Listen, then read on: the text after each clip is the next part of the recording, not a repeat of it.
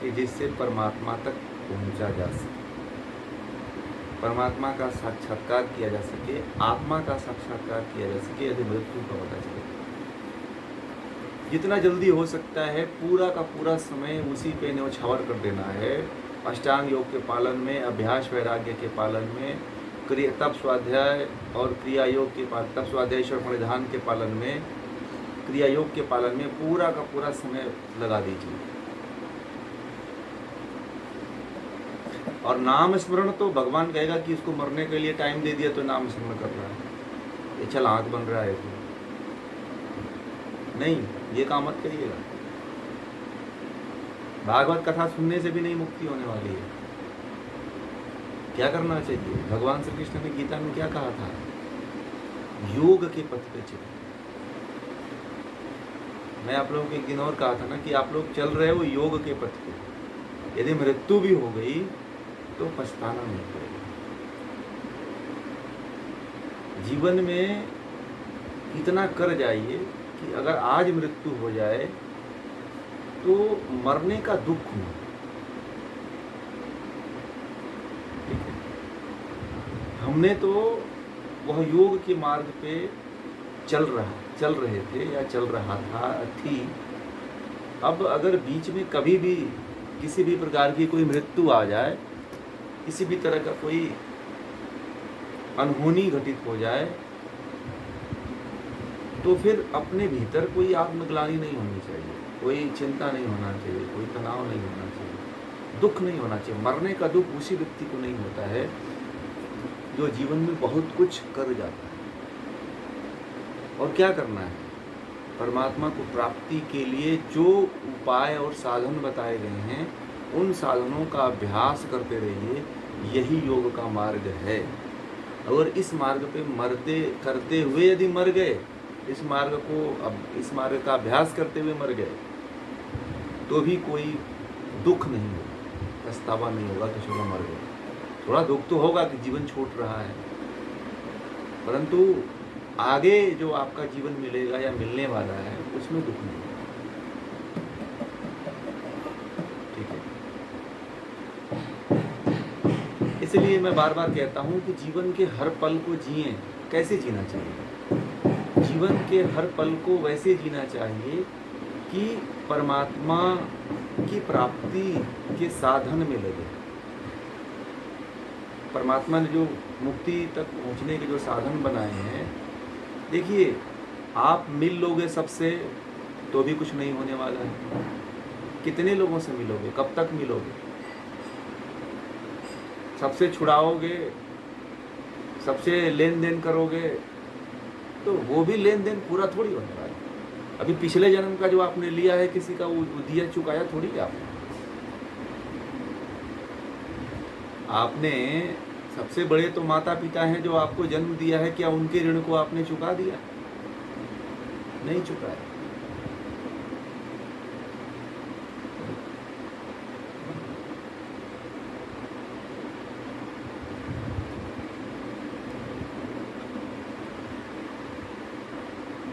केवल उतने से नहीं होता है, और भी बहुत कुछ। तो इसलिए जो है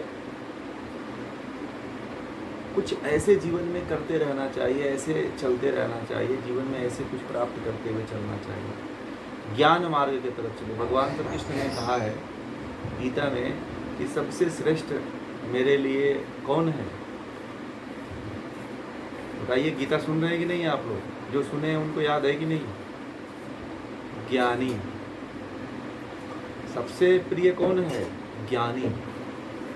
तो ज्ञान के तरफ चलने वाला जो ज्ञानी है वो सबसे प्रिय होता है परमात्मा का।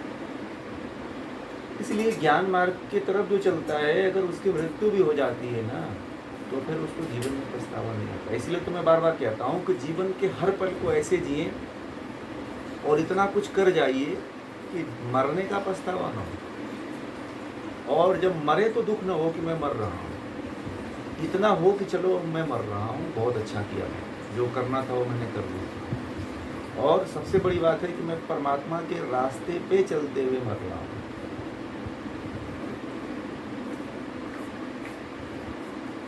यही फर्क पड़ता है जब हमें लक्ष्य का पता नहीं रहता। हम जिस लिए आए हैं, कल हम वही बात कर रहे थे कि हम जिस लिए आए हैं वही नहीं हम पूरा कर पा रहे हैं। बड़े मजे की बात है, हम उसी को प्राप्त नहीं कर पा रहे। ठीक है, जो हमारा जिसके लिए जन्म हुआ है वो लक्ष्य तो अधूरा रह जाता है, वो तो प्राप्ति नहीं हो पाती। और जो नहीं प्राप्त करना होता वही उसी को प्राप्त करके हम मर जाते हैं और उसी में संतुष्ट हो जाते हैं।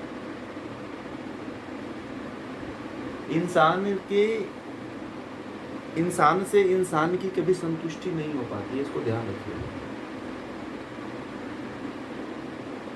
व्यक्ति की व्यक्ति से कभी संतुष्टि नहीं होती है, पूर्ति नहीं होती है, केवल ये सांसारिक धरातल पे है। व्यक्ति की पूर्ति केवल परमात्मा के साक्षात्कार से होती है। व्यक्ति पूर्ण तभी होता है जब परमात्मा का साक्षात्कार कर लेता है। व्यक्ति में पूर्णता तभी आती है जब सच्चित आनंद को प्राप्त कर लेता है। व्यक्ति तभी सफल माना जाता है और मृत्यु उसी की होती है। आप लोग क्या समझते हो कि आप लोगों की मृत्यु होगी? आप लोगों की मृत्यु नहीं होने वाली है, ठीक है? आप लोग बहुत बड़े भ्रम में हो कि मैं मर जाऊंगा। आप मरोगे नहीं, ये तो मरने का केवल प्रवाह चल रहा है। क्या चल रहा है? मरने का बस प्रवाह चलेगा, एक शरीर से दूसरे शरीर में जाने का, बस यही चलता है। एक मिनट में पूरा मेरी बातों को कर लेने दीजिए, बाद में आप पूछिए, नोट कर लीजिए, तो बात अधूरी रह जाती है। तो मरता कौन है? मरता वो है जो परमात्मा को प्राप्त कर लेता है। मरता वही है जो परमात्मा को प्राप्त कर लेता है। मृत्यु उसकी नहीं होती है जो शरीर छोड़े। उपनिषद भी यही कह रहा है। शरीर छोड़ना मृत्यु नहीं है, शरीर छोड़ना छुटकारा नहीं है, शरीर छोड़ना जाना यहाँ से नहीं है। ये प्रवाह तो चलता रहेगा।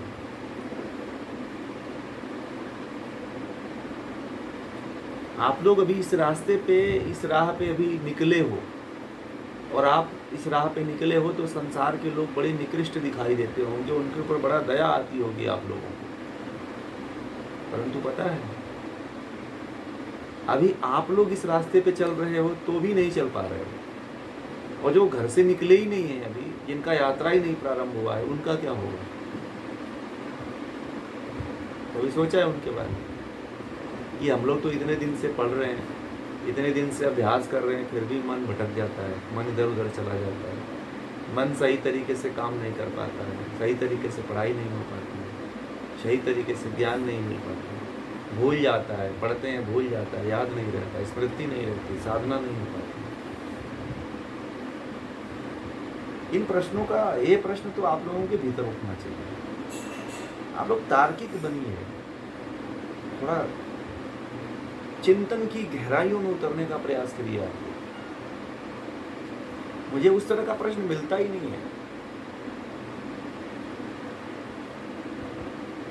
अभी आप लोग और गहरे गोते लगाइए। इस तरह के प्रश्न आप लोगों के भीतर उठने चाहिए। ये तो प्राण आ गया तो ये विचार मेरे अंदर उठ गया तो मैंने बता दिया। ये प्रश्न तो आप लोगों के भीतर उठने चाहिए। जीवन का अस्तित्व, जीना मरना क्यों है भाई? क्यों चल रहा है? क्यों व्यक्ति मर जा रहा है? कभी आप लोगों ने सोचा है कि हमारी मृत्यु ही क्यों होती है? जन्म ही क्यों होता है? कभी इस प्रश्न पे आप लोगों ने विचार किया है? हैं? इस तरह का दार्शनिक विचार आपके भीतर उठना चाहिए कि मेरा जन्म किस लिए हुआ है, क्यों जन्म हुआ है, क्यों मृत्यु हो रही है, क्यों दुख हम भोग रहे हैं, क्या कारण है इसका? महात्मा बुद्ध जो है घर से इसीलिए निकले थे। उनको यही पता लगाना था कि व्यक्ति दुखित क्यों होता है, क्यों दुख भोग रहा है, क्यों संसारिक कष्ट में मर रहा है, क्यों इतनी पीड़ा उसको हो रही है। अभी उपनिषद पढ़ने के बाद जो आप लोगों के भीतर प्रश्न उठने चाहिए था, वो लोग आप लोग गहराई में नहीं ले रहे, उत्सुकता पैदा करना पड़ेगा।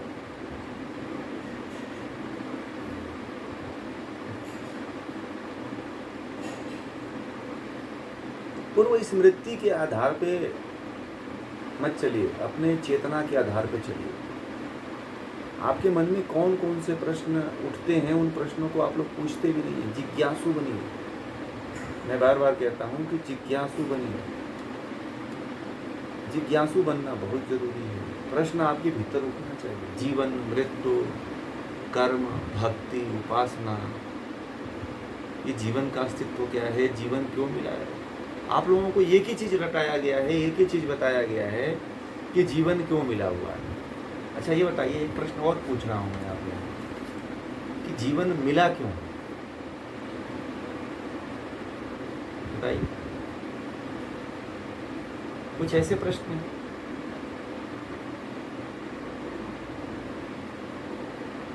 नहीं, वास्तविक बताइए, जीवन किस लिए मिला हुआ है। आप जो जानते हैं, जो जानते थे, जीवन आपका जन्म क्यों हुआ है, क्यों जन्म लिए हुआ, और कहाँ जीवन को लगा दिया आपने।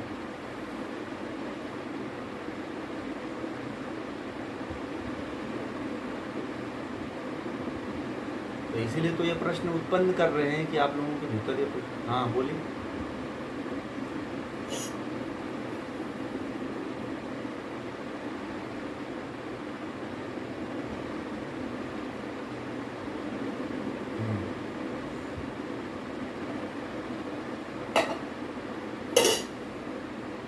तो आपने कभी भाविका जी, आपने इस प्रश्न को, ये जो उत्तर हमें आपने बताया है, यह बात आपके जीवन में किस पड़ाव पे याद आई थी? आज याद आई है कि इससे पहले याद आई थी?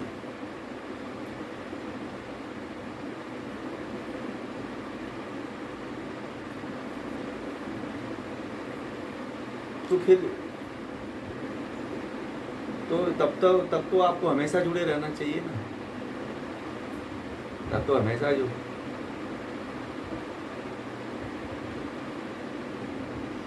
तो फिर तो ये जीवन फिर उद्देश्यहीन चल रहा है ना, फिर तो ये जीवन उद्देश्यहीन चल रहा है। तो इस उद्देश्यहीन जीवन की तरफ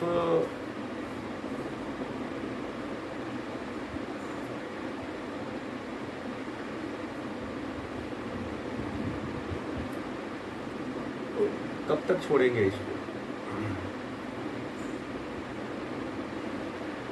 नहीं, या तो नहीं, छोड़ना कुछ नहीं है, छोड़ना नहीं है। जवाबदारी अगर आपने लिया है तो उसको निभाना पड़ेगा, उसको लिया है तो निभाना पड़ेगा, परंतु उसको उसके साथ साथ। आप गीता सुनते हैं मेरी? भगवत गीता जो है, हमने भेजा तो है, कई बार भेजा है, शायद आपको मिला नहीं है क्या भगवत गीता? तो उसको सुनिए, तब आपको पता चलेगा, उसमें सब कुछ बताया हुआ है।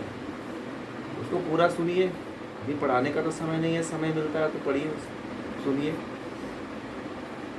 तो इस तरह के प्रश्न बताइए, जो प्रश्न मैंने पूछा है उसका उत्तर और लोग बताइए। इस तरह के प्रश्न उठने चाहिए। और जैसे भाविका जी के अंदर और भी पहले ये प्रश्न उठते थे, ऐसे आप लोगों के भीतर भी उठने चाहिए कि नहीं उठने चाहिए, बताइए। यही आध्यात्मिकता है ना, आध्यात्मिकता में यही है ना, और क्या आध्यात्मिकता है, बताइए।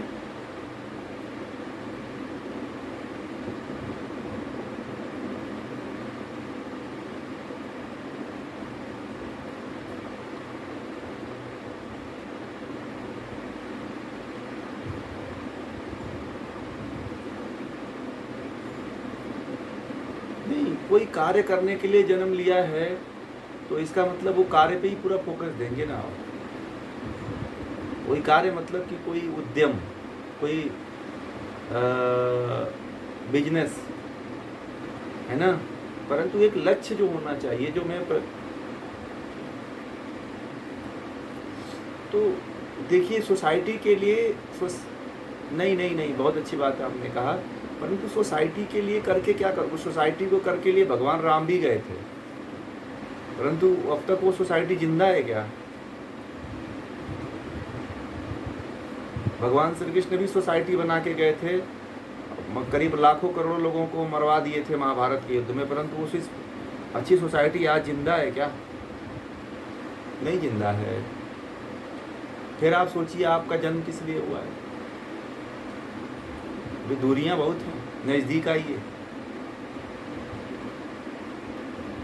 ये बहुत महत्वपूर्ण प्रश्न है।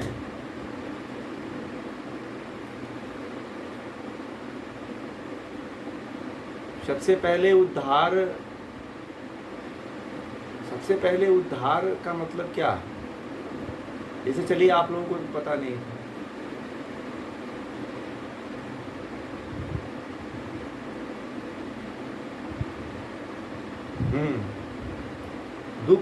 दुख ही जब दुख हुआ नहीं, पहले कब वो आपको जीवन में लगा था कि जीवन क्यों मिला हुआ है?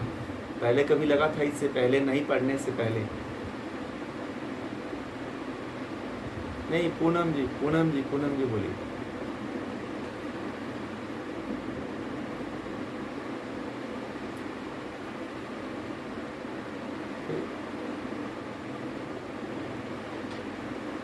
नहीं, मैं ये पूछ रहा हूँ पूनम जी ये पूछ रहा हूँ मैं कि कभी आपको जीवन में ऐसा लगा कि ये जन्म क्यों हुआ है, किस लिए हुआ है?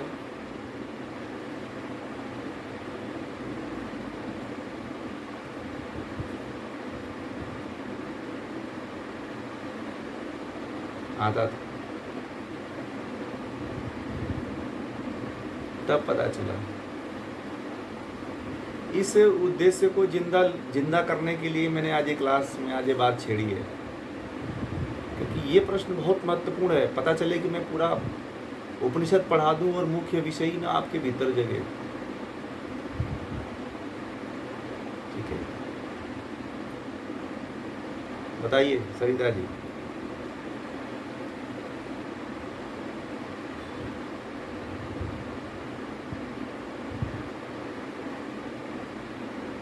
कमाना है, शादी करना है, विवाह करना है।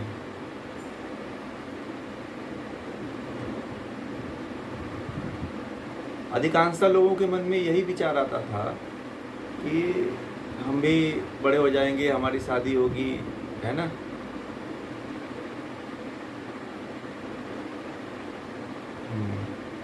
क्यों माने?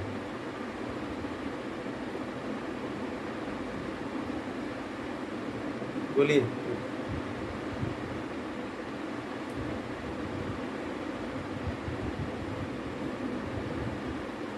बोलिए, पूजा जी बोल रही थी।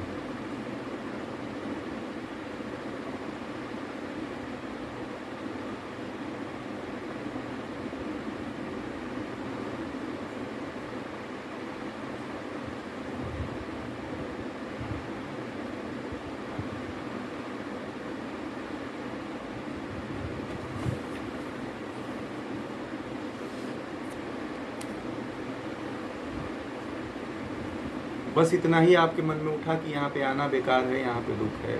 ये नहीं उठा प्रश्न कि ये जीवन क्यों मिला हुआ है, क्यों जन्म लिया है। लगभग किसी के मन में नहीं उठा होगा, फिर भी मैं सबसे पूछ रहा हूँ। क्यों ये पूछ रहा हूँ बार बार कि ये बोलिए, अदिति जी बोलिए। हाँ,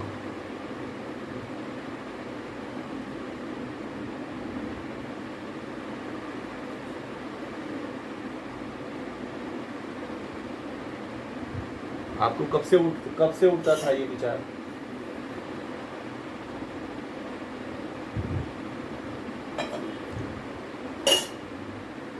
तब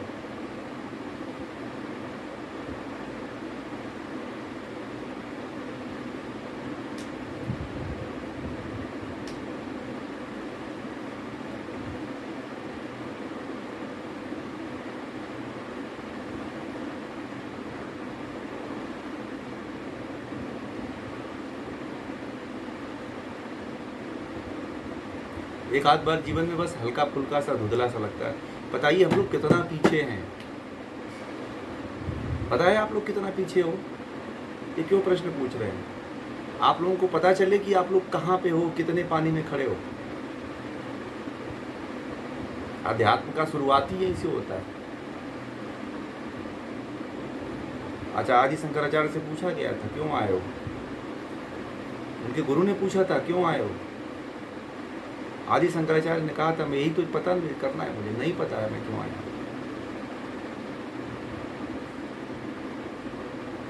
परंतु आदि शंकराचार्य को इससे पहले पता हो गया था, क्योंकि आदि शंकराचार्य बचपन में ही संन्यास ले लिए थे, उनका कोई गुरु नहीं था। आदि शंकराचार्य ने स्वयं संन्यास लिया था।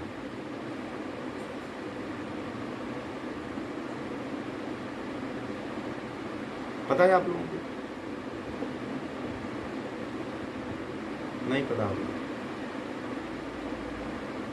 गुरु थे, उनके गुरु थे, परंतु गुरु से पहले ही संन्यास ले लिए थे।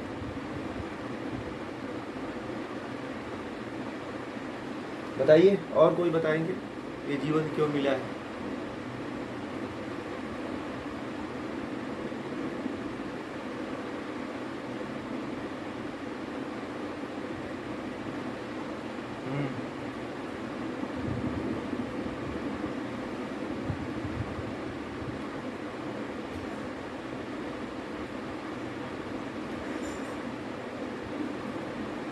दुख क्यों हो रहा है, दुख क्यों मिल रहा है?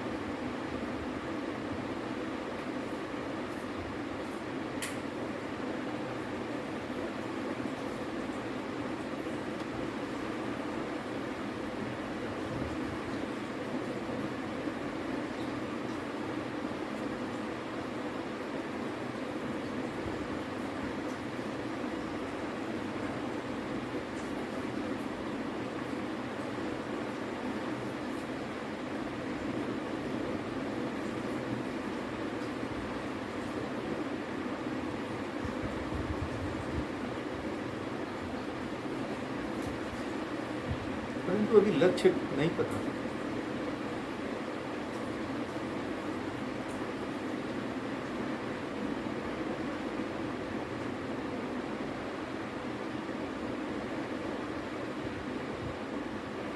ये एक चीज आपके साथ जो हो रहा था, ये समझिए कि परमात्मा आपको ये बताना चाहता था, आपको जो भी जीवन में दुख मिला हुआ है, उस दुख के द्वारा आपको ये संकेत देना चाहता था कि मेरे तरफ बढ़ो। परंतु अभी तक जो मैं प्रश्न पूछ रहा हूँ, उस प्रश्न की गहराई में भी नहीं उतरे हैं। वो प्रश्न यदि व्यक्ति के जीवन में उठ जाए, व्यक्ति अगर उसको समाहित कर ले, आत्मसात कर ले कि मैं क्यों आया हूँ, जब यह बात व्यक्ति को जब आभास हो जाएगा कि मैं क्यों आया हूँ, तब व्यक्ति अपने जीवन में बहुत बड़ा कर जाता है। ठीक है, अभी ऐसे पता चलता है, अब ऐसा लगेगा आप लोगों को, पहले ऐसा नहीं लगता होगा, क्योंकि इसीलिए आप लोगों को यह प्रश्न आभास दिलाने के लिए मैं बार बार सबसे पूछ रहा हूँ कि आपका जन्म क्यों हुआ है, आप क्यों आए हो। यह प्रश्न का उत्तर आप लोगों को, प्रश्न भी होना चाहिए और उत्तर भी आपको पता होना चाहिए।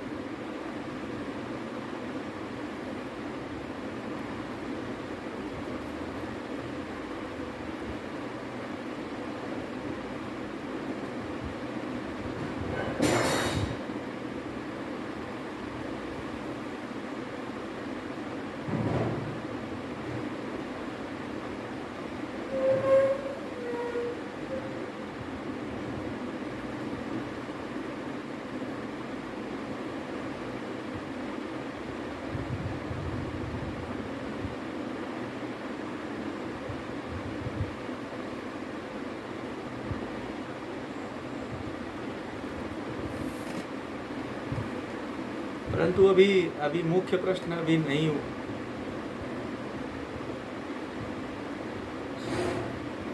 लक्ष्य अभी क्या है? ओझल है। ओझल मतलब दिखाई नहीं दे रहा है। ठीक है,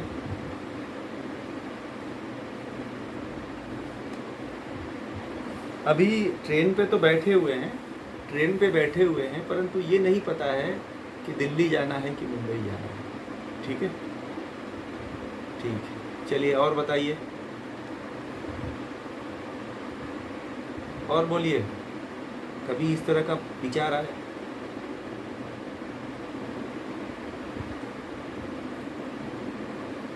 नहीं, कैसे जाना है वो तो बता ही रहे, कैसे जाना है वो तो दिन रात बता रहे हैं, कैसे जाना है वो तो दिन रात आपको बता रहे हैं, परंतु सबसे पहले लक्ष्य पता होना चाहिए कि हमें कहाँ जाना है, क्यों हमारा जन्म हुआ। अभी इसमें से जितने लोग हैं, अभी किसी को भी ये नहीं पता था कि हमें कहाँ जाना है। भाई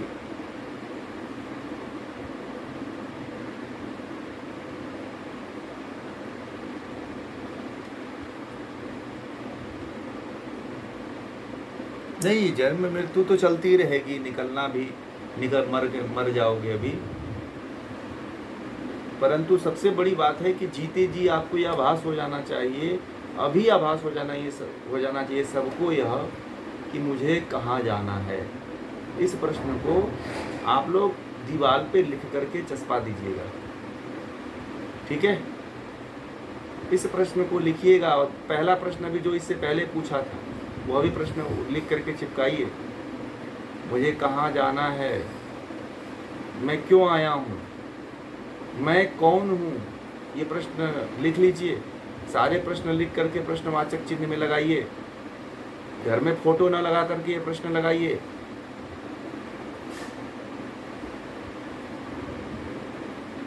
साधन कौन है वहाँ तक जाने के लिए, ये प्रश्न उठने चाहिए आपके भीतर। आप लोग अभी अंतहीन रास्ता की तरफ दौड़ लगा रहे हो।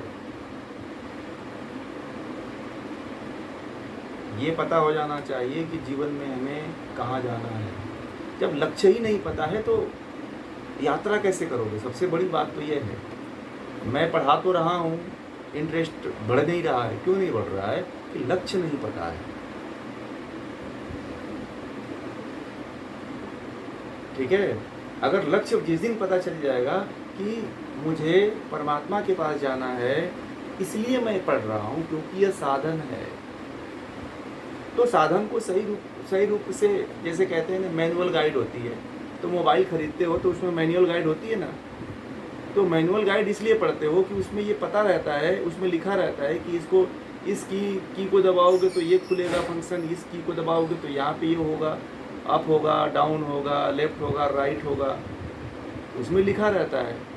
ओके बटन कौन सा है, बैक बटन कौन है, इंटर बटन कौन है, न्यूमेरिक बटन कौन है, अल्फ़ाबेटिकल बटन कौन है। तो उसमें सब आप उस मैनुअल को पढ़ के एक बार देखते हो कि इसका मतलब क्या क्या होता है। तो लक्ष्य जब पता रहता है कि हमें मोबाइल चलाना है, तब आप मैनुअल गाइड पढ़ते हो कि इसको पहले जान लें तो तब तो चलाएंगे ना। सबसे बड़ा लक्ष्य तो यही है। अब मैं कोई भी प्रश्न, और मैं तो अब ये समझा हूँ कि जब कोई भी विषय पढ़ाया जाए तो अब सबसे पहले प्रश्न मुझे यही करना पड़ेगा, क्योंकि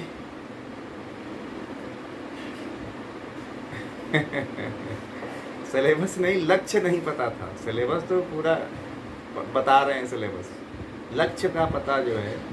आप ट्रेन पे तो बैठ गए थे, मैंने पूछा आपसे कि कहाँ जाना है, तो आपको यही नहीं पता था कि मुझे दिल्ली जाना है कि मुंबई जाना है। बोले कि हम ट्रेन में बैठ गए।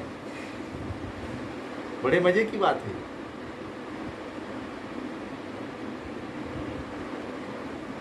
हाँ, बहुत अच्छी बात कहा कि नहीं पता था। ये बहुत अच्छा किया कि आपने इसको स्वीकार कर लिया कि नहीं पता था। नहीं पता था तो अब पता चल गया ना कि कहाँ जाना है।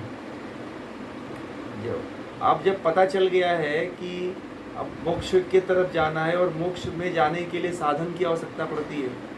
या तो ट्रेन में जाएंगे, या बस में जाएंगे या फ्लाइट में जाएंगे, 3 रास्ता है ना, या जल मार्ग के द्वारा जहाज पे जाएंगे, 4 रास्ता है कि नहीं है, या पैदल जाएंगे, 5वां रास्ता भी है।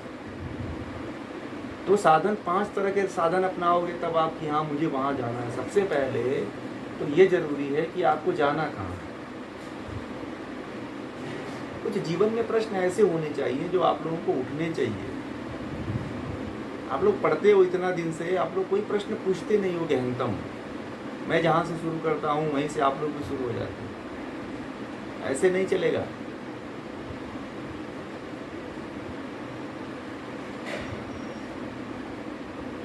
हाँ,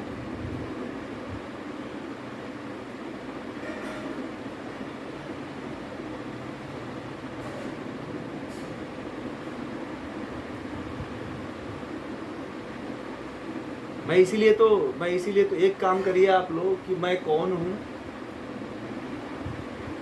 मैं कहाँ से आया हूँ, मुझे कहाँ जाना है और मेरा लक्ष्य कौन है। ये एक प्रश्न जो है लिख करके एक पेज पे लिख लीजिए मोटे अक्षरों में, और या तो टाइप कर लीजिए और उसे दीवार पे चिपका दीजिए। और जो लोग लिख लिए हैं उसको टाइप करके और उसका प्रिंट करके और सब ग्रुप में भेज दें कि सभी लोग उसको पढ़ते रहें, अपने स्क्रीन पे लगा लें। तो इससे क्या होगा, मैं ये भी बार बार कहता हूँ कि जो मैं पढ़ाता हूँ ना, चित्र उसका लगाइए।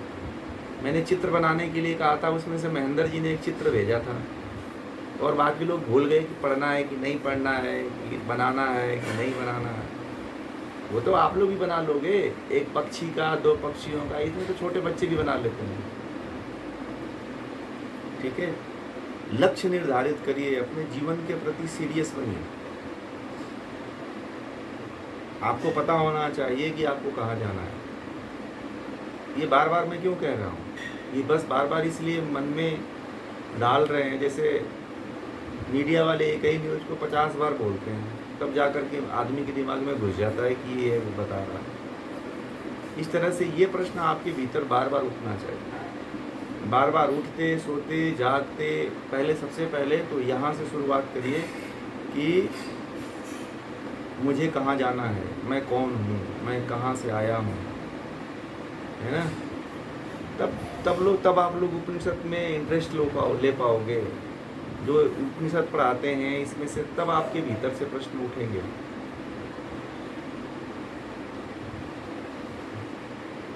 मैं कहाँ से आया हूँ, बताइए, आप लोग बताइए, मैं कहाँ से आया हूँ। अरे आत्मा क्या है? आत्मा अनादि है। जब आत्मा अनादि है तो आत्मा कहीं किसी दूसरे लोग से थोड़ी आई है ना। आत्मा तो अनादि है, शाश्वत है, सदा से रहने वाली है आत्मा। हाँ, आत्मा का जन्म इस शरीर में इसलिए हुआ है, शरीर का जन्म आत्मा इसलिए हुआ है आत्मा के साथ, कि शरीर के साथ रह करके इस आत्मा को आप लोग ज्ञान प्राप्त करके जन्म जन्मांतर जो बार बार जन्म हो रहा है इससे मुक्त कर सकते हैं। शरीर में आने का लक्ष्य एक ही है, आत्मा को शरीर में आने का लक्ष्य एक ही है कि आप यहाँ से बार बार जो जन्म ले रहे हो, बार बार जो दुख मिल रहा है, इस दुख से छूट सको। मैं एक बार और इस बात की चर्चा किया था कि जब दुख ही नहीं होगा तो छूटोगे कैसे। आप लोग, दुख मिलता है परंतु दुख की जगह पे क्या कर लेते हो आप लोग? जब दुख आता है तो क्या करते हो आप लोग, बताइए। जब आप लोगों के घर में दुख कोई आ जाता है और दुख चला जाता है तो उसके बाद क्या करते हो आप लोग?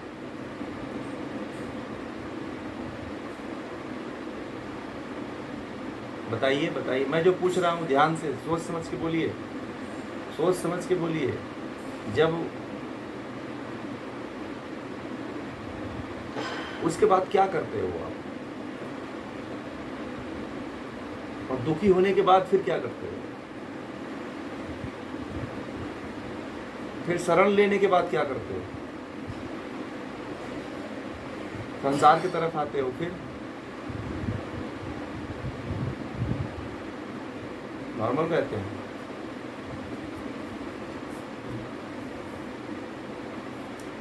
जब दुख आता है तो देखिए, जब दुख आता है, इन प्रश्नों का आप लोग जवाब नहीं दे पा रहे हो। जब दुख आता है तो आप क्या करते हो? जब दुख आता है तब तो दुख झेलते हो, उसके बाद से उसे भुलाने का प्रयास करते हो। तो उसके लिए आप मन बहलाने के लिए तरह तरह के स्थानों में भ्रमण करते हो, तरह तरह के मनोरंजन करते हो, तरह तरह के उपाय करते हो कि किस तरह से इस दुख, जो दुख आया था, उसको भुलाया जाए। तो कोई कहीं घूमने चला जाता है, कहीं कोई मन बहलाने के लिए पार्टी में चला जाता है, तो कोई मूवी देख लेता है, तो कोई नाटक देख लेता है, तो कोई मंदिर चला जाता है। तो हम लोग जो है, जब दुख आता है तो दुख को महसूस न करके दुख को भुलाने के लिए उपाय कर लेते हैं, इंटरटेनमेंट कर लेते हैं। असल में उसी समय मनन और चिंतन तभी हो पाता जब हम लोग इसके गहराई में उतर करके और चिंतन करते कि दुख आया क्यों। महात्मा बुद्ध ने जब देखा यशोधरा के गर्भ से जब बच्चा जन्म ले रहा था, तो यशोधरा बहुत चिल्ला रही थी, पता है आप लोगों को, बहुत चिल्ला रही थी, और चिल्लाते चिल्लाते उसने बड़ी पीड़ा में जो है राहुल को जन्म दिया था। यह दृश्य पूरा महात्मा बुद्ध अपने आंखों से देखे थे।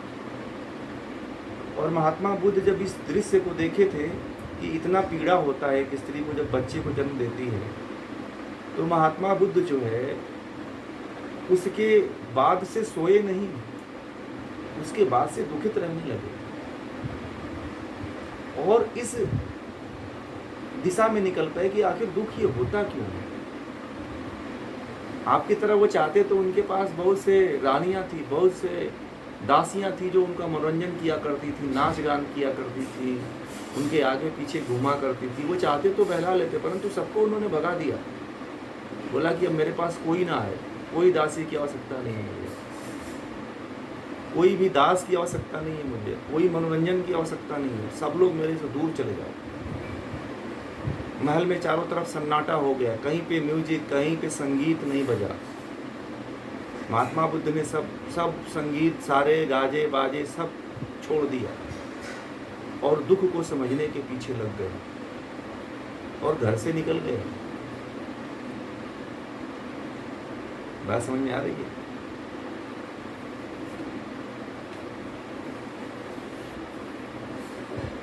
ऐसे जब कोई समस्या आती है तो आप लोग क्या करते हो? अपने आप को बच्चों की तरह बहलाने का काम करते हो। जिस दिन आप लोग बहलाना छोड़ दोगे ना, वास्तव में उस दिन बहुत कुछ प्राप्त कर लोगे। जब कोई समस्या आती है, जब कोई कष्ट आता है, तो आप लोग क्या करते हो? आप लोग उसे भुलाने का प्रयास करते हो। तो दुख को फील कैसे कर पाओगे भाई? आप में से 99% लोग हैं जो भुलाने का बहुत बड़ा यत्न करते हैं। कोई टीवी देखता है, कोई मोबाइल चला लेता है, कोई सोशल मीडिया देखता है, कोई रील चला लेता है, कोई इंस्टाग्राम चलाता है, कोई किसी से फ़ोन पे लगा के बात करता है घंटों घंटों, कोई अपने दुख को दूसरे से कहता है। कभी अपने से तो कह के देखो। आप लोग अपने दुख को कभी अपने से कहते हो क्या? बोलिए। इन सभी बातों को ध्यान रखिएगा। आज मैं बड़ा समय ले रहा हूँ इन सब चीज़ों पे। कभी अपने दुख को अपने आप से कभी कहते हो आप लोग? बोलिए। कभी आपने अपने दुख को पूरे गहराई में चिंतन किया है? लोग इसको टेंशन कह देते हैं। ये टेंशन नहीं है, ये डिप्रेशन नहीं है। व्यक्ति के ज्ञान का कोष, ब्रह्मरंध्र का कोष यहीं से खुलता है जब व्यक्ति अपने दुख के विषय में चिंतन करता है। तब व्यक्ति को आभास होता है दुख है, दुख और दुख है।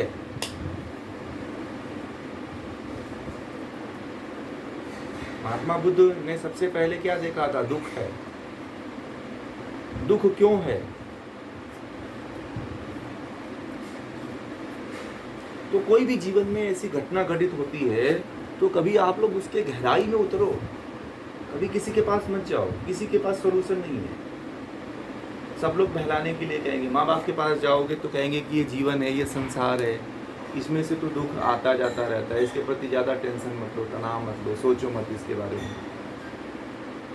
मैं कहता हूँ सोचो और गहराई के अंत तक जाओ, उसके गहनतम जाओ, डरो मत पकड़ो। कोई भी चीज़ जब आप दुख आता है तो दुख को सोचो।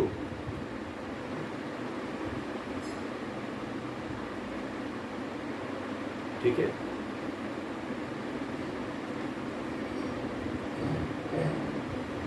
दुख की गहराई में उतरने का प्रयास करो आप।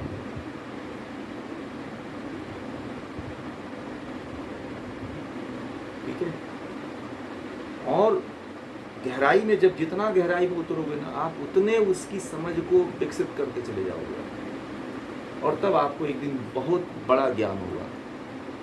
तब आप अपने आप को समझने लग जाओगे, आध्यात्म के करीब जाने लग जाओगे। ऐसे जीवन को अटेंडम मत जिए, बिना मतलब का जीवन को मत जिए। जो सब लोग करते हैं ना, उसके विपरीत करने की कोशिश करो आप। कोई मनोरंजन नहीं, महात्मा बुद्ध की तरह कोई बातचीत नहीं। किसी से भी बातचीत करोगे तो क्या देगा आपको? क्या दे सकता है वो आपको? बोलेगा कि चलो ये करो, चलो वहाँ चलते हैं, थोड़ा आओ बातचीत करते हैं, थोड़ा खा पी आते हैं, थोड़ा घूम आते हैं। फिर वही चीज़ होगा, फिर कुछ दिन बाद वही चीज़ झेलोगे आप लोग, फिर बहलाने की कोशिश करोगे। ये सिलसिला कब तक चलेगा?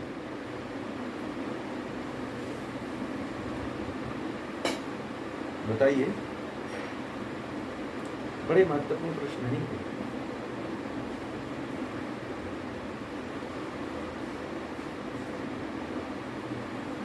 डिप्रेशन नहीं आएगा ना, फ्रस्ट्रेशन आएगा आपको। कभी भी डिप्रेशन फ्रस्ट्रेशन आएगा ही नहीं।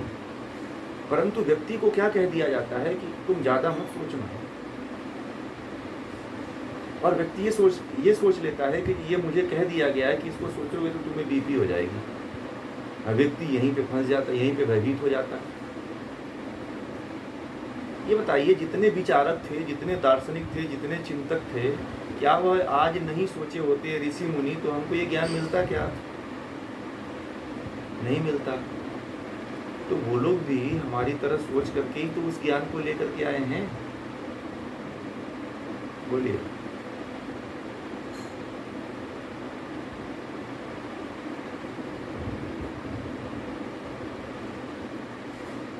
हाँ, तप, यही तो तप है।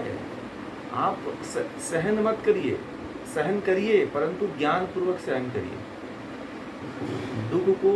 दुख में तप जरूरी है, परंतु दुख जब आए तो उसे बहलाइए मत। दुनिया के लोग सबसे बड़ी गलती यही कर देते हैं कि उसको बहलाने के लिए तरह तरह के उपाय करते हैं। ठीक है,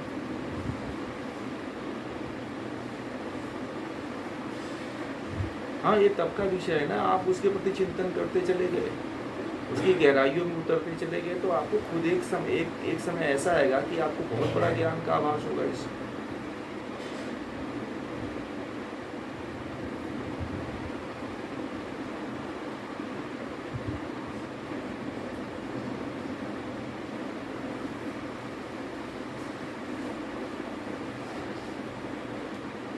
उसे परेशान मत होइए। जब दुख आता है, जब कोई समस्या आती है, तो उससे परेशान मत होइए, उसके गहराई में उतरिए। ठीक है, उसका सॉल्यूशन भी उसी से होता है। अगर उसकी गहराई में नहीं उतरेंगे तो फिर आप ये सोचेंगे कि ये मेरे अंदर ना आए, तो फिर डिप्रेशन होता है। जब आप कोई विचार आपके मन में आता है और उसके विपरीत आप विचार सोचने लगते हो, एंटी विचार लाने लगते हो, तभी डिप्रेशन होता है। बात समझ में आ गया? कभी भी कोई विचार आता है तो उसके एंटी विचार मत रखो आप। बात समझ में आ गई? कोई भी विचार आता है, उस विचार के बाद जो है, आप उस विचार के बदले जो है एंटी विचार मत लाओ। हाँ, उस विचार के गहराई में जाओ। हाँ, एंटी बोले तो ऐसे जैसे मान लेने आपने सोचा कि दुख हमें हुआ, मुझे आज पैर में घुटने में दर्द हुआ, तो क्यों हुआ? फिर गहराई में सोचते जाओ, ये दर्द मुझे पता नहीं कब तक बनेगा, ये क्यों हो रहा है, इसकी गहराई में सोचते चले जाओ। अब ये मत सोचो आप वहाँ पे कि मुझे घुटना में दर्द मैं सोच रहा हूँ तो बीपी न बढ़ जाए। अब मुझे ये नहीं सोचना है कि मुझे घुटने में दर्द होना है। तो आप अब जो सोच रहे थे उसको कट करके बोल दिया आपने अपने मन को कि ये नहीं सोचना है। तो नहीं सोचने का जो विचार लाया यही एंटी है। समझ में आ गई बात? एंटी का मतलब वो नहीं, एंटीवायरस नहीं। एंटी का मतलब वो कि आप जो सोच रहे थे उस पर रोक मत लगाओ। समझ में आ गई बात? उसकी गहराई में उतरो। दुख है तो दुख क्यों है?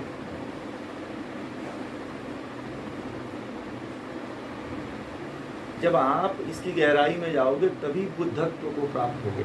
महात्मा बुद्ध को बुद्ध क्यों कहा जाता है? नहीं तो यही तो साधुता की, साधु की यही तो उदासीनता ही है। साधु सब उदासीन होते हैं। उदासीन होना तो उदासीन होना कोई बुराई थोड़ी है। उदासीन होना कोई बुराई थोड़ी है। परंतु हाँ, न्यूट्रल पे आ जाओ तो फिर बहुत बड़ी घटना घटित हो जाएगी। वही तक तो जाना है।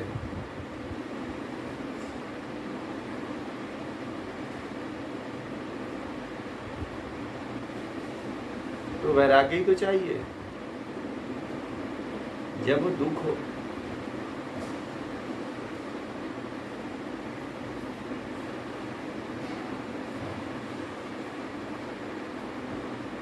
नहीं ईश्वर को मत यहाँ पे लाओ। यहाँ पे ईश्वर मत लाइए।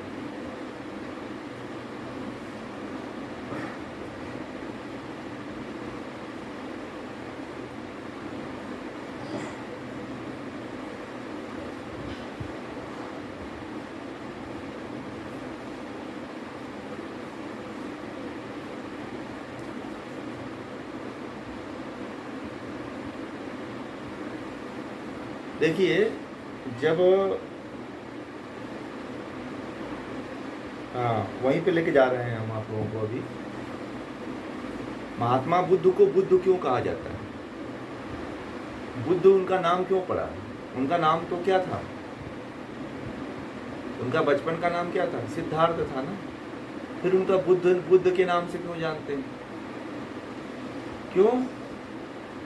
बुद्ध का मतलब होता है वो बुद्धि की गहनतम गहराइयों में उतरे।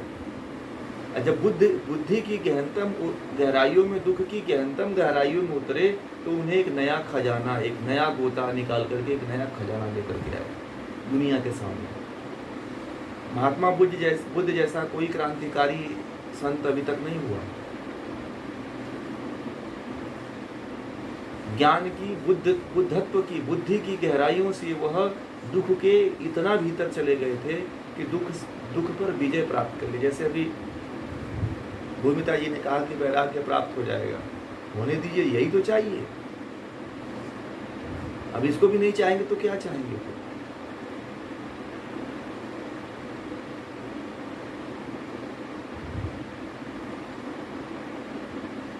जब इसको भी नहीं चाहेंगे तो फिर क्या चाहेंगे? तो जीवन नीरस हो जाएगा। उदासीन होना बहुत जरूरी है। जीवन का एक लक्षण है उदासीन होना। जीवन का एक पड़ाव है उदासीन होना। तो बहुत अच्छी बात है। तो हो जाइए, फिर वैरागी बन जाइए। भगवा धारण करने की जरूरत नहीं है। आप वैसे ही रहिए। आप वैसे ही रहिए। आपको भगवा धारण करने की आवश्यकता है ही नहीं। आप अपने आप तरह और दुनिया के महिलाओं के लिए उदाहरण बनिए। सबसे बड़ी बात तो यह है ना कि आप जिस स्थिति में हो, जिस परिस्थिति में हो, उस स्थिति परिस्थिति में रह कर के आप आत्मज्ञान प्राप्त कर रहे हो, वैराग्य प्राप्त कर रहे हो। एक बहुत बड़ी अचीवमेंट है ये। और ये पूरे समाज के लिए एक उदाहरण बनना चाहिए। जीवन में मनोरंजन ले रहे हो तो मनोरंजन के हद तक जाओ, फिर जाके देखो आप कि क्यों ये मनोरंजन से क्या मिल रहा है। मनोरंजन क्या करता है, मन को भटका देता है। आप जितना आप विकल्प दोगे ना मन को, मन का स्वभाव है संकल्प और विकल्प करना। मन का स्वभाव है विकल्पों में घूमना, उसे विकल्प मत दो, आप ऑप्शन मत दो उसको। मन को जितना ऑप्शन दोगे ना, आप उतना भटकोगे संसार में।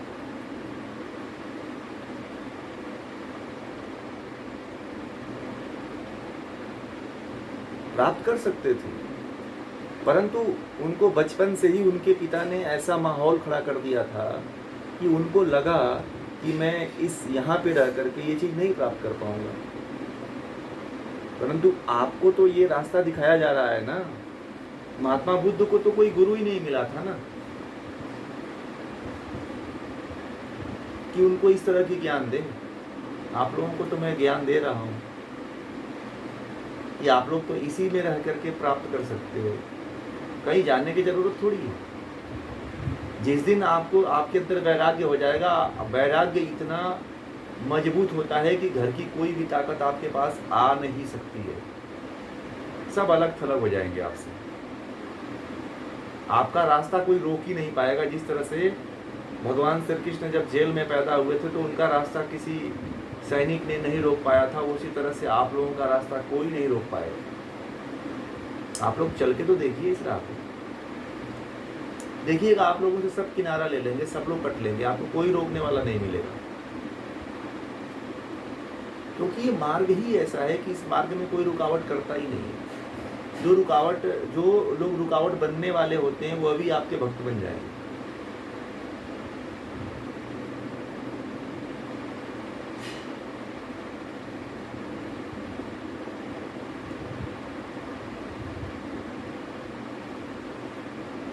जीवन में कुछ ऐसे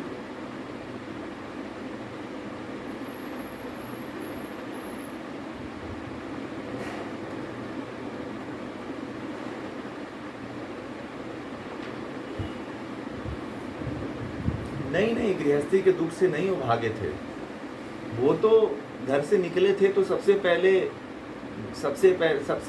पहले उन्होंने दुख को देखा था, अपने पत्नी के गर्भ से उत्पन्न बच्चे को पीड़ा देखा था। दूसरा प्रश्न, जब घर से निकले थे तो एक बूढ़ा आदमी जा रहा था, उसके आगे गए तो एक व्यक्ति मरा था, उसको लेके जा रहे थे।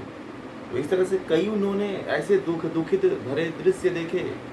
परंतु आप लोग तो ऐसे रोज देखते हो, परंतु आप लोगों के अंदर ऐसा कुछ विचार आता है क्या? क्यों नहीं आता है? क्योंकि आप लोग कभी इस गहराई में उतर के सोचते ही नहीं है। आप लोग अपना चश्मा बदल दो, ठीक है?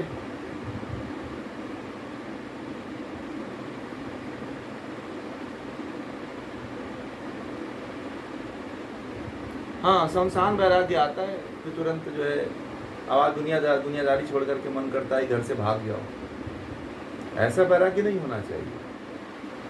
ये वैराग्य तो क्षणिक होता है और इस वैराग्य से आप कुछ कर भी नहीं पाओगे। इस वैराग्य से आप कुछ कर भी नहीं पाओगे।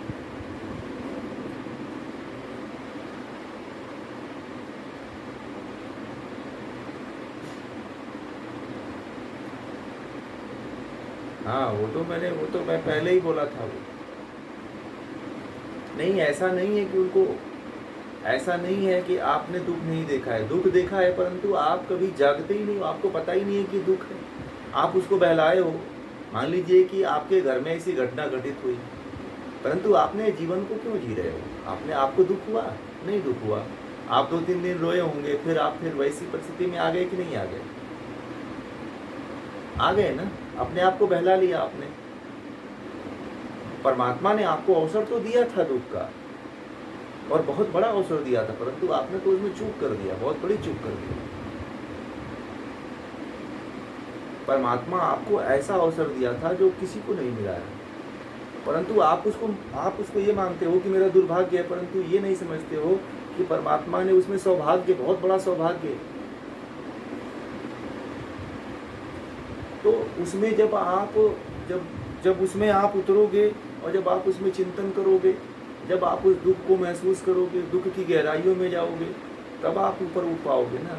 आपने तो बहला दिया, मन बहलाने वाला काम कर दिया, फिर दुनिया में लग गए, फिर दुनियादारी के तरफ फिर आगे बढ़ रहे हो, तो फिर तो ये बात वही हो गई कि परमात्मा अब आपको अब इस तरह का एक बार बहुत बड़ा दुख दे दिया, फिर भी आप संभल नहीं पाए, जान नहीं पाए, तो परमात्मा बार बार अवसर नहीं देता, एक ही दो बार अवसर देता है। और इस अवसर, और सबसे बड़ी बात है कि किसी किसी को तो ये अवसर भी नहीं मिलता है, और किसी किसी को मिलता है तो उस व्यक्ति को जागने का प्रयास करना चाहिए, उस व्यक्ति को आगे बढ़ने का प्रयास करना चाहिए, उस व्यक्ति को इस तरफ आगे आने का प्रयास करना चाहिए। सबसे बड़ी बात है कि जब तक आप जगोगे नहीं, जब तक आप इसमें आगे नहीं बढ़ोगे, जब आपको दुख मिल रहा है तो दुख को भुलाने का प्रयास क्यों करते हो? मैं बार बार यही कह रहा हूँ, इसमें बहुत बड़ा रहस्य है कि दुख को भूलो मत आओ, और दुख को कभी दुख आ जाए तो उसको भुलाने के लिए कोई एंटरटेनमेंट मत करो। हाँ, एंटरटेनमेंट मत करो, और ना ही लोगों से इसको भुलाने के लिए, इसके चिंतन को हटाने के लिए कोई बातचीत करो। उसकी गहराइयों में उतरो, उसी गहराइयों में जब आप उतरोगे तो बहुत बड़ी क्रांति होगी। जैसे कि देखिए, जैसे अब भूमिता जी उतर रही हैं तो इनके जीवन में धीरे धीरे परिवर्तन हो रहा है, अब इनके अंदर उदासीनता आ रही है। एक संतों की परंपरा है उदासीन अखाड़ा, तो वहाँ के संत जो है उदासीन हो जाते हैं, उदासीनता तक पहुँचे हुए, अभी आगे नहीं पहुँचे हुए, उनको अभी पूरा वैराग्य नहीं मिला हुआ है, केवल उदासीन हुए अभी। ठीक है, पूरा वैराग्य जब आपको मिल जाएगा तो फिर आपके लिए दुनिया पूरी तरह से फीका सा दिखेगी, सारहीन सा दिखेगी, अर्थहीन सा दिखेगी। ठीक है, आपको लगेगा कि ये संसार के लोग बस जो है ऐसे ही खाता पूर्ति कर रहे हैं, संसार के लोग बस आ रहे हैं, जा रहे हैं, और कमा रहे हैं, खा रहे हैं, बस मर जा रहे हैं, बस यही दिखेगा। और जो मैं आप लोगों को सोच बता रहा हूँ, जो मैं अभी ये सोच बता रहा हूँ, यही सोच आपके अंदर उठने लगेगी। आप लोगों ने दुख को झेला कहाँ है? दुख को देखा ही नहीं है। मैंने तो बहुत नज़दीक से कई दुख देखे हैं जीवन में, और अभी भी देखता रहता हूँ, परमात्मा की बड़ी कृपा है।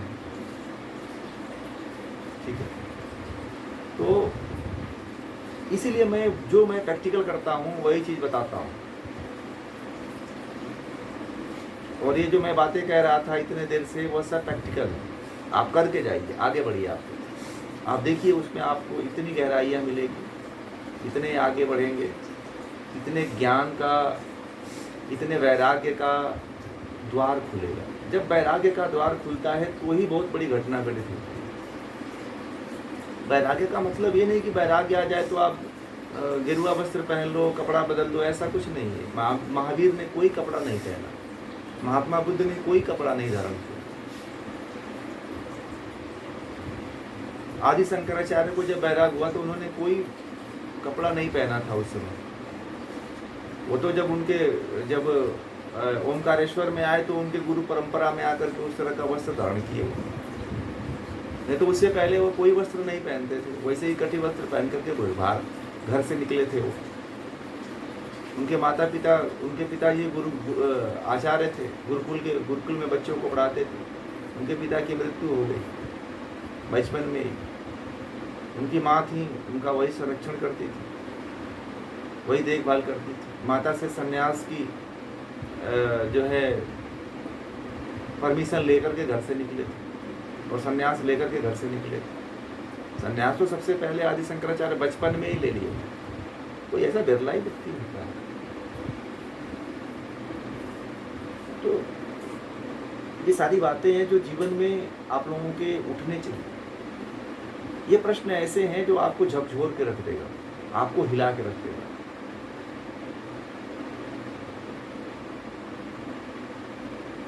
अभी आप लोग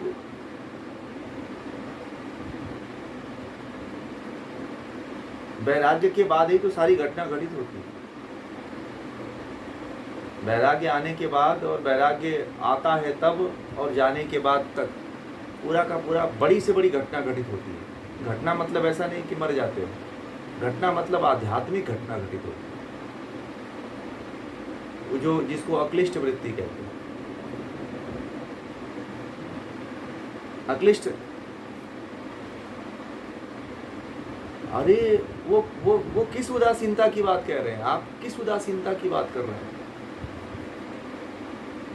वो किस उदासीनता की बात कर रहे हैं? उदासीन वह अपने चेहरे से नहीं होता है, उदासीन वह आपकी नज़र में दिखता है, परंतु उदासीनता उसकी संसार के प्रति हो जाती है। समझ में आ रही बात? उदासीनता का मतलब ये नहीं कि आप उसके चेहरे पे उदासी देखो। उदासीनता का मतलब ये हो जाता है कि उसे संसार असार दिखाई देने लगता है। यह है उदासीनता। उदासीनता का मतलब यह है कि संसार में अब कुछ सार नहीं रह गया। मैं जो देखता था ना कि संसार में, व्यक्ति में, पत्नी में, पति में, बच्चों में, समाज में, लोगों में जो एक सार दिखाई देता था, वो आसार हो गया, उसमें कुछ रहा नहीं है। ये उदासीनता हो।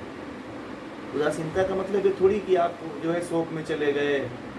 यह आध्यात्मिकता में ये सब नहीं घटित होता, ये सब संसार में रहने पे घटित होता है, जिसको लोग डिप्रेशन कह देते हैं, तनाव बोल देते हैं। परंतु आध्यात्मिक सोच जब व्यक्ति रखता है तो कभी डिप्रेशन उसको होता ही नहीं है, तनाव उसको होता ही नहीं है, कभी वह सोच से और डिप्रेशन से, तनाव से मरता ही नहीं है।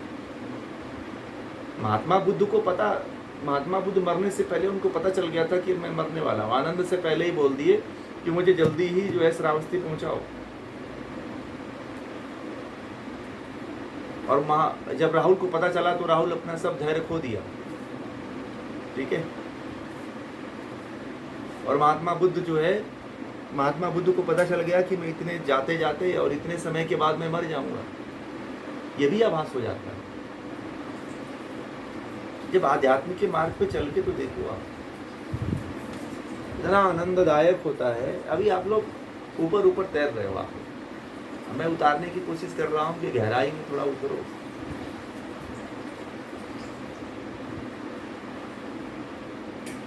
जीवन में गहराई होना बहुत जरूरी है। छिछले पानी में कब तक तैरेंगे आप लोग? जब तक समुद्र की गहराइयों में गोते नहीं लगाएंगे ना, तब तक कुछ नहीं होने वाला है।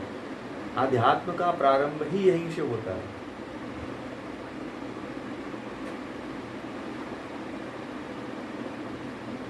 समझ में आ रही है बातें कि नहीं? आ रही है कि नहीं?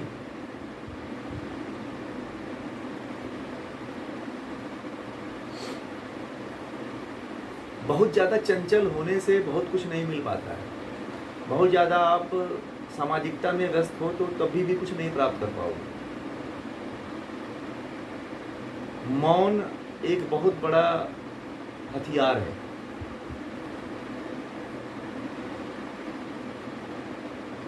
मौन एक ऐसा साधन है जिसके द्वारा अपनी वृत्तियों, जैसे जब सागर या तालाब के पानी में जब तक कोई कंकर ना फेंको तब तक उसकी पानी में तरंगे नहीं उठती। ठीक है। जब कंकड़ फेंक दो तो कम से कम 10 से 15 मिनट तक उसमें ऐसे लहरें उठती रहती है, तरंगित होता रहता है पानी। ऐसे ही आप एक बार संसार में किसी वृत्ति में फंस जाते हो तो वो चंचल उसका वाइब्रेशन इतना होता है कि कम से कम आपको 4-5 दिन तक जो है भटका देता है। फिर आप आके जुड़ते हो, फिर भटक जाते हो, फिर जुड़ते हो, फिर भटक जाते हो, तो पूरा जीवन काल इसी में बीत जाता है। जैसे मान लीजिए कि एक तालाब है, उसमें बार बार पत्थर मारो तो आप कभी भी देखोगे, 10 घंटे बाद भी देखोगे ना, 10 दिन बाद भी देखोगे तो उसमें एक तरंग उठती रहेगी। आप लोगों ने ऐसा बचपन में किया है? तालाब में कभी पत्थर फेंका है? तो देखिएगा, बहुत फेंका है तो कभी उससे सीखा आपने? देखा उसको पूरा अच्छी तरह से देखा कि उसमें क्या हो रहा है? लहर उठती रहती है, एक के बाद दूसरी, दूसरी के बाद तीसरी, तीसरी के बाद चौथी, ऐसी लहर बार बार आती जाती रहती है, बार बार उठती है, बार बार आती है। और बार बार अगर पत्थर फेंको तो फिर लहर, कंपन जल्दी जाता ही नहीं है। ऐसे ही चित्त में है, मन में है। अगर बार बार मन में आप वृत्तियों को लाओगे तो ऐसे ही चंचल रहेगा मन, ऐसे ही भटकता रहेगा।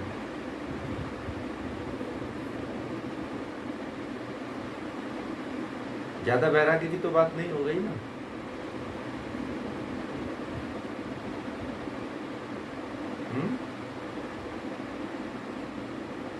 शुरुआत हो गई, चलिए बहुत अच्छी बात है।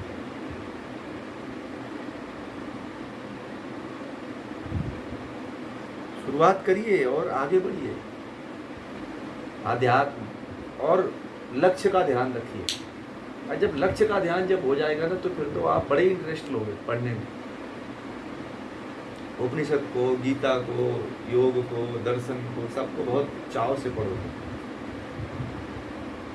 और लोगों को भी जोड़ पाओगे आप।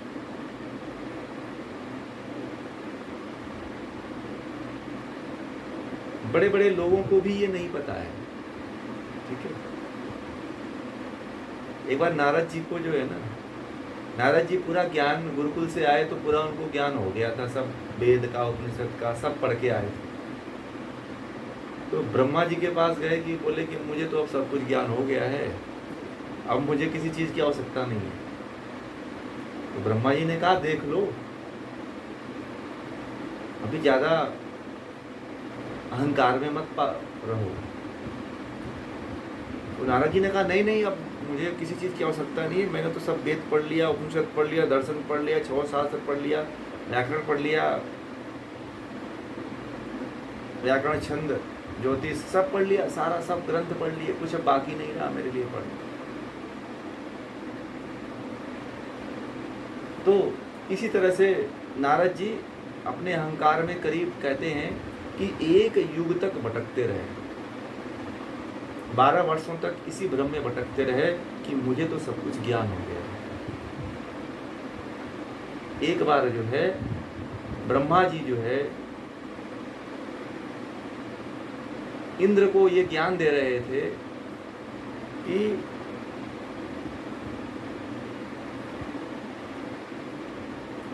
ये जो ज्ञान लिए हो या किस लिए लिए हो। तो नारद जी इस बात को सुने कि मैंने भी ज्ञान लिया है और पिताजी कह रहे हैं कि ये जो ज्ञान लिए हो किस लिए लिए हो, ये तो मुझे पता ही नहीं है।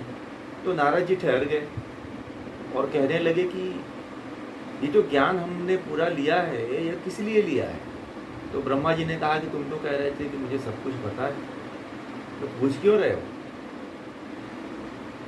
मैं तुम्हें ज्ञान नहीं दूंगा, ब्रह्मा जी ने मना कर दिया, मैं तुम्हें अब ज्ञान नहीं दूंगा, जाओ, तुमने सब ज्ञान तुमको है। तो अब इसका पता लगाने के लिए नारद जी विष्णु जी के पास गए।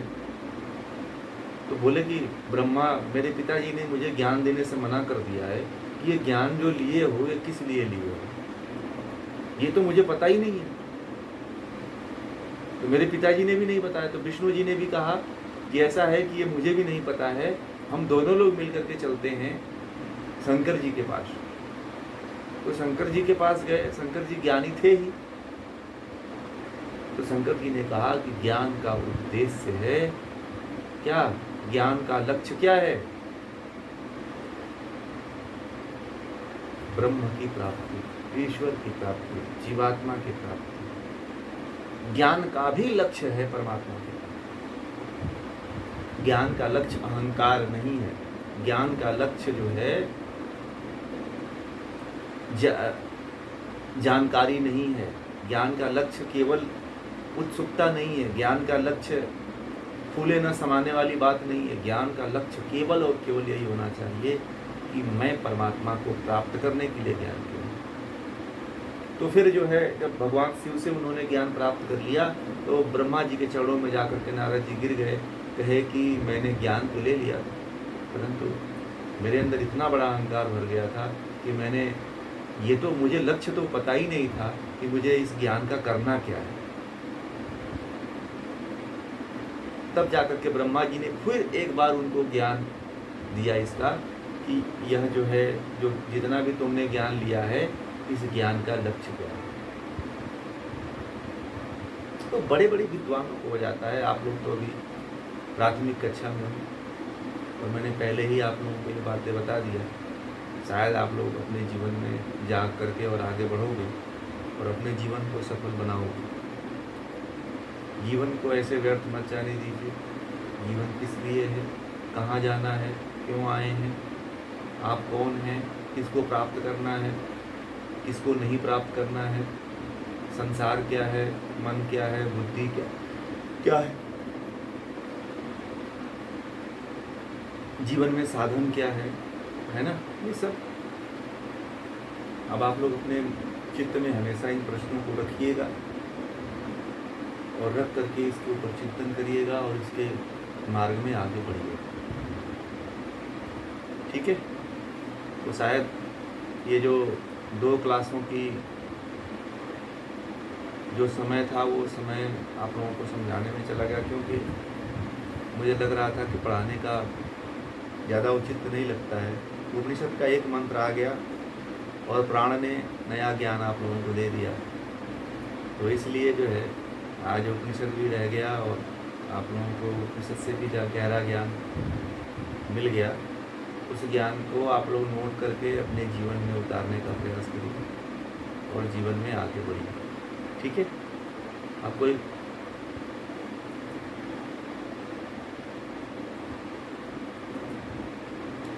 आए इसलिए हैं कि परमात्मा की प्राप्ति के लिए आए हैं, मोक्ष की प्राप्ति के लिए आए हैं, ईश्वर को जानने के लिए, स्वयं को जानने के लिए आए हैं। हम यहाँ पे इसलिए नहीं आए हैं कि बड़े हो जाएं, नौकरी कर लें, बच्चे पैदा कर लें, शादी विवाह कर दें, नाती पोती को देखें, नाती पोतियों के विवाह करें, इसलिए थोड़ी आए हैं। जब यह पता हो जाएगा तब आपको सही दिशा मिल जाएगी और अपने जीवन में सही मार्ग पे आगे बढ़ोगे।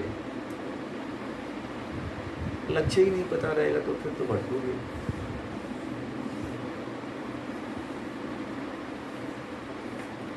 पहले ना दीवार पे लिख लीजिए, चिपका दीजिए, ये प्रश्न ऐसे नहीं अभी मन में बैठेगा, अभी भूल जाएगा। अभी मैं बता रहा हूँ तो पूरा मज़ा आ रहा है सुनने में, अभी जाओगे तो फिर पूरी दुनिया, पहले वाली दुनिया में फिर आकर के मिल जाओगे। ठीक है, तो इसलिए जो है इसको नोट कर लीजिएगा, नोट करके याद रखिएगा। ठीक है, और कोई प्रश्न है? हाँ, सतत चिंतन जरूरी है। नहीं, चिंतन ये होना चाहिए कि जब आप घर में होते हो तो फालतू की चीज़ों को सोचते रहते हो, कभी जो पढ़ाया उसके बारे में सोचते हैं आप लोग? केवल 1 घंटा यहीं पे रखते हो, यहीं पे सुनते हो और यहीं पे रख के फिर सो जाते हो। ऐसे नहीं होता है। इसको यहाँ से लेकर के अपने पूरे 24 घंटे में घुमाया करिए ना, एक बार, 2 बार, 3 बार, 4 बार इसको रिवीजन करिए। समझ में आ गई बातें? जो मैं बताता हूँ उसको दिन में कम से कम 2-4 बार तो रिवीजन करिए। ऐसे ही मन में सोचिए कि मैंने क्या बोला था, क्या पढ़ाया था, कौन सा प्रश्न पूछा था, किस बात पे आज चर्चा हुई थी। आपस में चर्चा करते तो भी ये बात याद रहती, परंतु आप लोग आपस में भी नहीं चर्चा करते हैं। ठीक है, तो चलिए हम लोग इस विषय को पूरा करते हैं। आप लोग इस बात को ध्यान रखिएगा, जीवन पर्यंत ध्यान रखिएगा। एक बार